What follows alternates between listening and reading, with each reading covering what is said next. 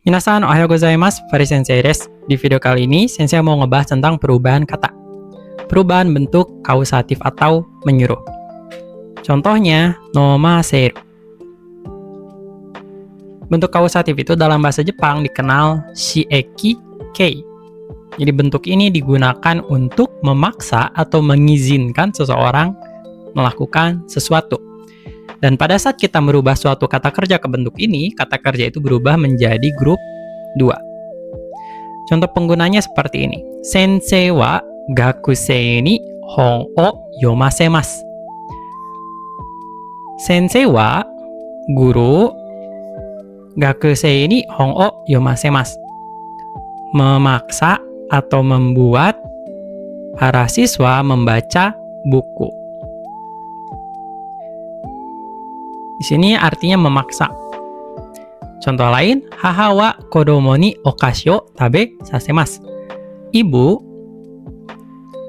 membuat atau mengizinkan anak-anak memakan cemilan atau permen. Kalau di sini artinya jadi membiarkan atau mengizinkan. Nah, terus kapan kita tahu ini tuh artinya memaksa sama membiarkan? Ini tergantung konteks kalimatnya. Jadi kalau kita lihat kalimat ini, kata kerjanya itu membaca, ya kan?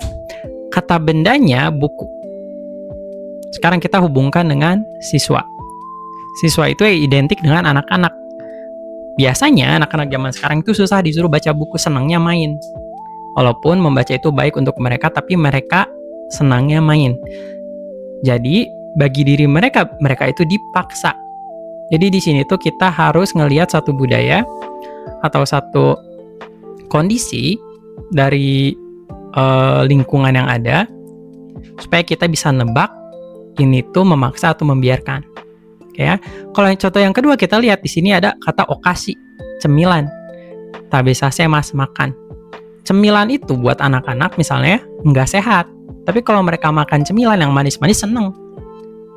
Ya, berarti dari sudut pandang si anak, si ibu itu membiarkan atau mengizinkan mereka makan cemilan. Kalau semisalnya okasinya kita ganti sama yasai, sisanya kalimatnya masih sama nih. Hahawa kodomo ni yasai o tabesase mas. Sekarang kita lihat kata yasai, sayur. Anak-anak suka nggak sayur? Rata-rata nggak suka. Jadi kalau kita ngelihat dalam sudut pandang kayak gini, kita bisa nebak nih. Berarti tabesase mas di sini artinya bukan membiarkan tapi memaksa gitu. Paham ya? Ini cara membedakan kapan artinya memaksa atau kapan membiarkan. Tapi Sensei nggak bakal bahas lebih jauh tentang ini lagi. Sensei fokus ke perubahan kata kerjanya. Perubahan grup pertama, sebelah kiri mas dirubah ke vokal A dan masnya dirubah ke seru. Jadi rumusnya A seru. Seru di sini udah dalam bentuk kamus ya. Karena ini sebetulnya semuanya grup 2, bisa dirubah ke bentuk mas juga. Tapi Sensei rubahnya ke bentuk kamu semua. Ikimas contohnya. Jadi ki-nya berubah jadi ka, masnya berubah jadi seru. Jadi ika seru. Nomimas, mi-nya berubah jadi ma, masnya berubah jadi seru. Jadi noma seru. Ini artinya bisa membiarkan, bisa mengizinkan atau memaksa, tergantung konteks kalimatnya. Untuk grup 2, rumusnya mas dirubah menjadi saseru. Sekarang harus ada S-nya juga, jadi saseru. Contohnya tabe mas. Masnya berubah jadi saseru. Tabe saseru.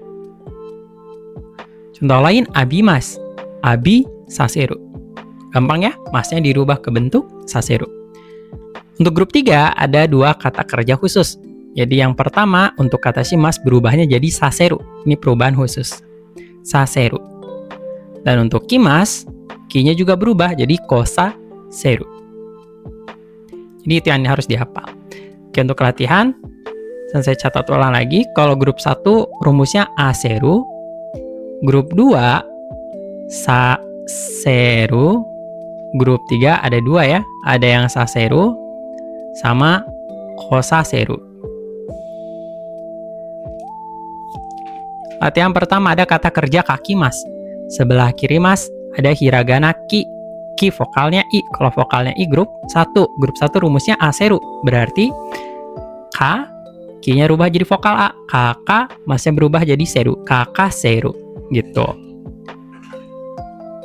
Arukimasu, sebelah kiri mas, hiragana ki lagi. Ini tadi masih sama, grup 1. Rumusnya aseru. Arunya tulis lagi, salin lagi, ki-nya rubah ke ka. Aru ka seru. Gitu. Hanashimasu.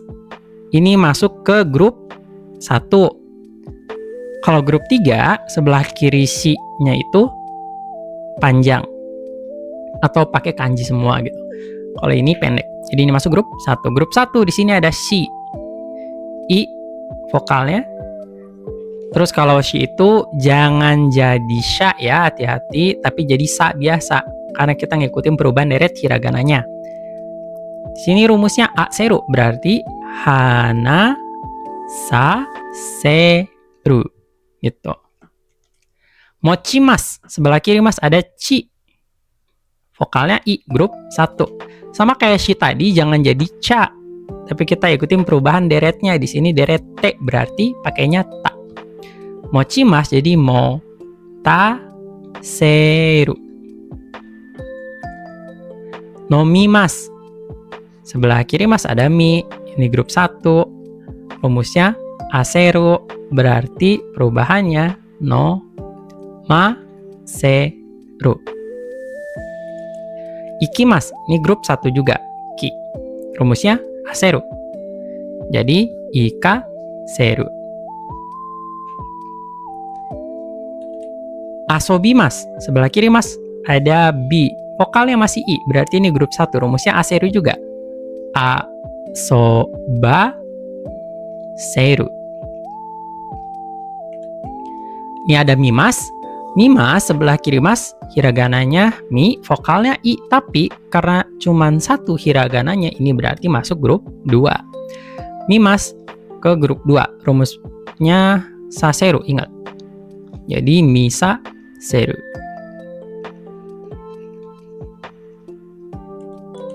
Kimas, ini grup 3. Kalau grup 3, perubahannya khusus, ini jadi kosa seru. Oke, itu aja untuk video kali ini. Jadi, tadi rumusnya ingat, bentuk saseru itu bisa artinya memaksa atau mengizinkan. Ini artinya sesuaikan dengan konteks kalimatnya. Kalau bagi si orangnya itu enak, berarti mengizinkan. Kalau bagi si orangnya itu enggak enak, berarti dipaksakan gitu.